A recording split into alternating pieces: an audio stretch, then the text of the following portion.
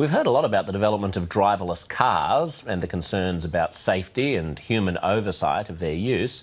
BAE Systems has spent the last few days showing the Chief of the Australian Army what it can do with retrofitting existing armoured military vehicles to make them autonomous.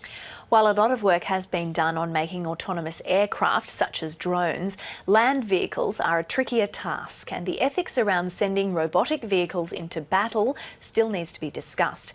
BAE's Chief Technology Officer, Brad Yelland, sat down with our political reporter, Matthew Doran, in Canberra.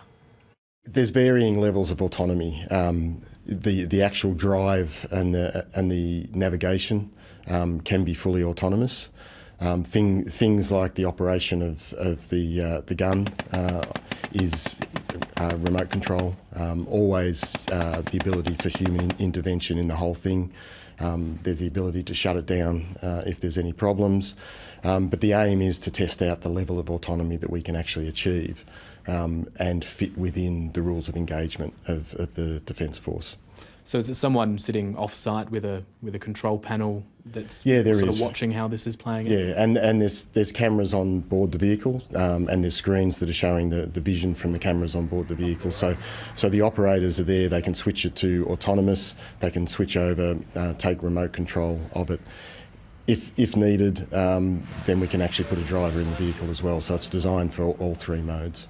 The two feasible concepts. One is that with new vehicles you build it in from the start, and you know, we're going to hear a lot more terminology like optionally manned vehicles, optionally manned aircraft, optionally manned ground vehicles.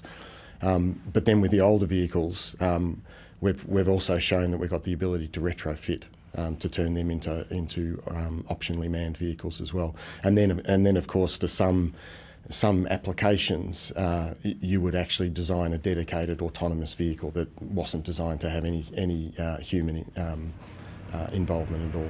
I think the first thing that's got to happen is that Army, the Defence Forces, need to understand the tactics and strategies behind how you would introduce these into the battlefield. In very simple forms, as logistics vehicles that go backwards and forwards from the front line to take supplies in, take wounded soldiers out of the battlefield. We're almost there now. So you know, maybe 2 or 3 years, and we can have them operational. But in more complex roles, there's still some work to be done around understanding the strategic utility of these vehicles. A lot of the debate around autonomy is looking at the oversight and some of the ethics around it, what level of human interaction there is to ensure that we're not seeing a rogue vehicle driving off into the distance or potentially something even worse. How much of that goes into your planning when it comes to the technological side and putting trials in place? It's a very high priority. How autonomous vehicles work in an environment where there's people, how we make sure that the people are always in control. All of that is built into the architecture of the systems right from the start.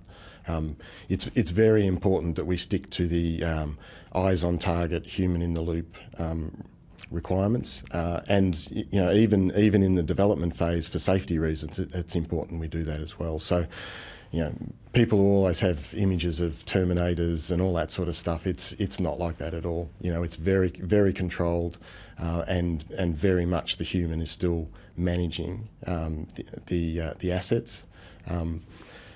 Artificial intelligence is going to start to introduce a new level, and we're already having the talks around the ethics of artificial intelligence.